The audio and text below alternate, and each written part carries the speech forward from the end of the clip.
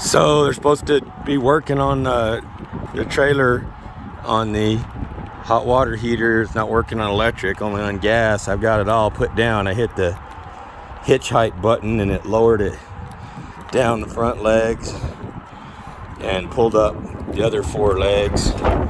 So I got everything disconnected, shut in, clean, ready to go. Just waiting on Holiday World Service Department. I made sure to sweep in front of all the slide outs and everything.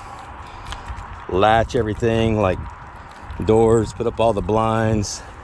Latch the shower glass doors, the bathroom door, the bunkhouse door, the refrigerator doors, etc. Oh shit, I left lights on in there, running off the battery. So, crap, I just disconnected the electrical, trying to help them to get done faster.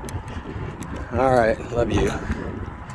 Hope you're having a good day. Hope to see everyone soon. Bye.